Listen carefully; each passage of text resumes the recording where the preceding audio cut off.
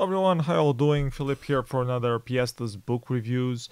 Today I'm gonna do a review that is a bit different. So I got contacted on Instagram about a week ago, a week and something ago, by someone who says there was an author or something that is a science fiction, erotica, graphic novel, and if I wouldn't want to get a free copy for in exchange for a review or a mention of some sort. So I'm like, okay, it's a graphic novel, it's science fiction. I'm okay-ish with erotica, so sure, why not? Let's give it a go. So I said yes, sure, whatever. Send me the stuff. Let's take a look. And this is what I got sent. It was called "Call Me Duchess." And it's written by C. Adonis and Miss Malone. Miss Malone was the one who contacted me. And yeah, it's about this dominatrix that is controlling people in the DC area, controlling in a sexual way, in a very explicit sexual way. And I was a bit disappointed because it was not a graphical novel, so I was clickbaited of some sort. So I was clickbaited into reading a non-graphic novel. It's graphic in the sense that it's very graphical, almost pornographic, kind of erotic. It's hard to define where the line between erotic and the pornographic is. Some people say that it's just when it's emotions that are being written, not just the sex part. And there are some emotions in this, but I would still pretty much consider it pornographic. Um, First chapters are pretty much just porn sequences of S&M kind of flavor. But then it starts to get a little bit of a story behind it, starts to connect the things a little bit, and there's some sort of superhero that comes into play, and there's some sort of evil plot, and this is chapter 0 for a series that they supposedly will write and release eventually, part of this universe that they're trying to create. I don't think the characters were that believable. I mean, as an erotic pornographic thing, it did its job. It was arousing, so that was good. I don't think I would pay $20 for it though, but it was decent. In terms of sci-fi, I didn't see much sci-fi at all, apart from this person randomly being able to teleport itself for reasons that were not explained.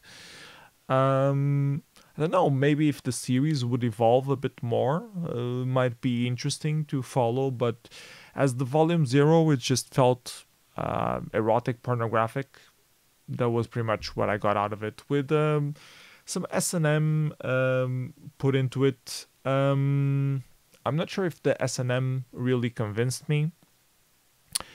The first scenes were more of her being a dominatrix, and in that aspect, it felt okayish. Not that much into S&M. I'm not a hardcore knowledgeable person of those sexual practices. I do know a bit of it because I'm a music artist that does noise music and industrial music, and there are a lot of references to S&M on noise and industrial music. So I was forced to learn a bit more about it, and I like the concept. I like the idea of it. I'm not a practitioner of it, but it felt like it wasn't very believable, in the sense that I know there are some people who switch between dominating and being not dominated, but she felt that she switched very easily. She was like completely dominatrix mode, but then there was this personal trainer that showed up, and she was just completely wet and anxious to get laid by him, which makes sense if you're just trying to have another pornographic thing put in there, but it felt a bit out of character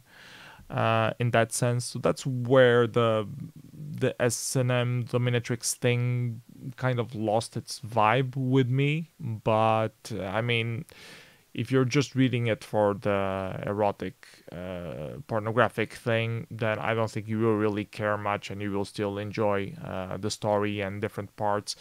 I think overall on this first chapter there were like 6, maybe 7, if I miscounted. All of them quite short, but quite decent, acceptable. And in the end, it starts having those plot twists. So like halfway through, you don't even hear anything sci-fi. You don't even hear anything about superpowers or whatever plot that they managed to figure out. Only near the end of the chapter 0 does it really start going into that side. I still wasn't convinced. I think it's still a lot of Imaginarium trying to sell to people who are into the porn industry more. It didn't convince me as something, but that's just my personal opinion. I think if you're into erotic and porn, you might still enjoy it, so check it out. Anyways, that's my review. Thank you, Miss Malone, for having sent the copy to me. It was interesting to check it out. I'll put the link here. It's available at caspersacademy.com if you want to check it out. I think Casper is one of the writers, the C Adonis. I think it stands for Casper, so I think it's the same guy that runs the website. And it's an indie publisher. They don't have that much titles, and they do services as like writing press kits for artists and stuff like that. So it's more like writers that try to help music artists, so that they have some connection with the indie music scene from the United Kingdom, from what I could tell. So yeah, go check it out if you like this kind of stuff. Otherwise, that's all that I have to say for you for this video. Hope you guys enjoyed it. See you next time. Bye bye everyone. Take care.